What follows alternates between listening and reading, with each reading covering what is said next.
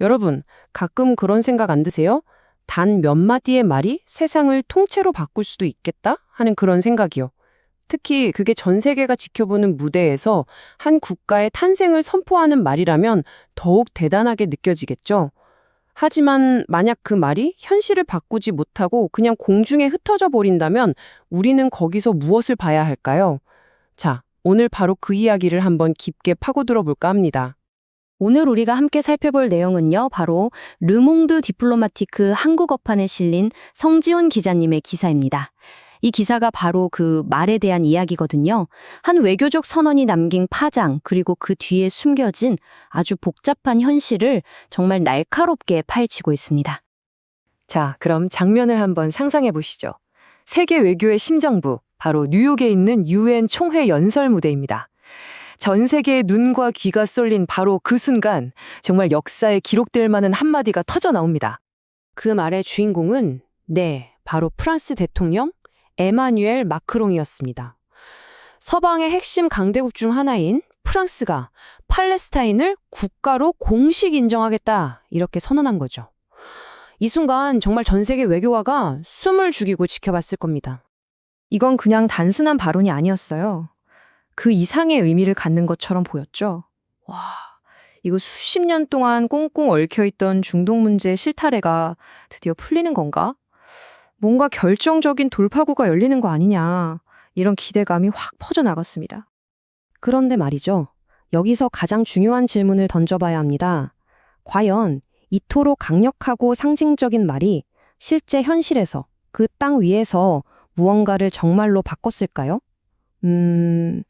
이야기는 우리가 생각하는 것보다 훨씬 더 복잡하게 흘러갑니다.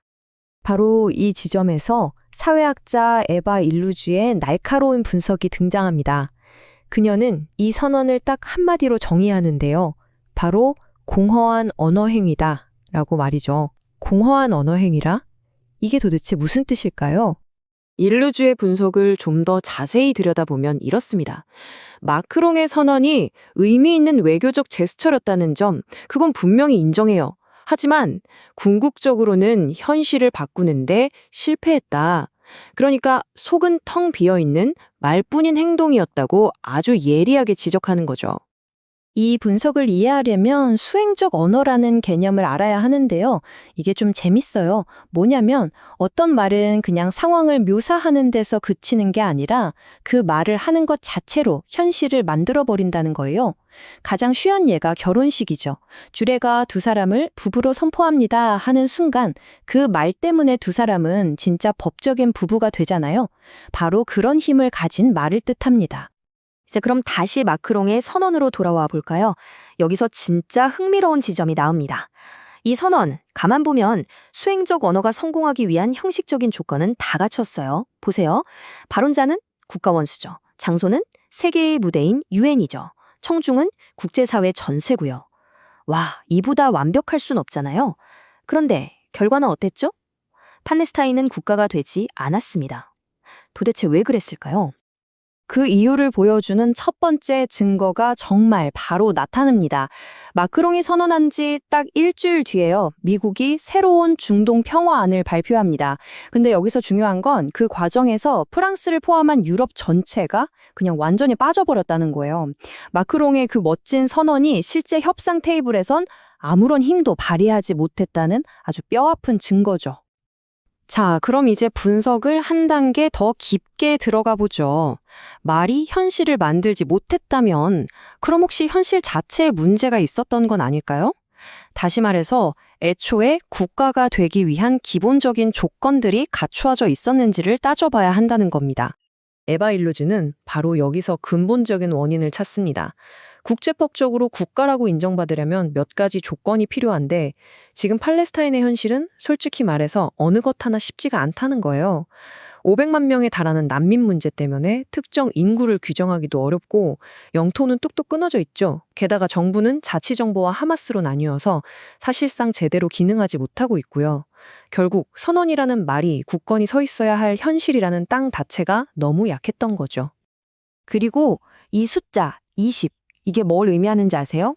바로 팔레스타인에서 마지막으로 선거가 치러진 지 20년이 넘었다는 뜻입니다. 20년이요. 이건 지금의 지도부가 과연 주민들을 제대로 대표하고 있는가라는 아주 근본적인 물음을 던지게 만듭니다. 바로 이 지점에서 인류주의 핵심 주장이 아주 명확해집니다. 지금 팔레스타인 사람들에게 정말 필요한 건 밖에서 누가 너희는 국가야 라고 말해주는 상징적인 선언이 아니라는 거예요. 그게 아니라 내부에서부터 민주적인 선거를 통해서 스스로를 대표할 수 있는 진짜 대표성을 확보하는 것. 그게 먼저라는 거죠. 그런데 문제는 여기서 끝나지 않습니다. 이 선언이 의도하지 않았던 아주 부정적인 부작용까지 낳았다는 분석이거든요. 아니, 좋은 뜻으로 한 말이 어떻게 상황을 더 나쁘게 만들 수 있었을까요? 정말 아이러니하게도 마크롱의 선언은 양쪽의 극단주의자들한테만 좋은 일 시켜준 꼴이 됐습니다.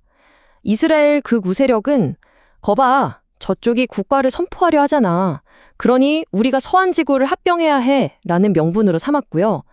반대편 하마스는 이것 봐라, 우리의 무장투쟁이 국제적인 승리를 가져왔다 라고 선전하는 근거로 써먹었죠. 결국 평화를 위한다던 말이 오히려 갈등의 불에 기름을 부은 격이 된 겁니다. 이건 프랑스한테도 부메랑이 될 수 있습니다. 한쪽 편을 들어준 것처럼 비치면서 앞으로 이 복잡한 분쟁에서 우리는 중립적인 중재자입니다.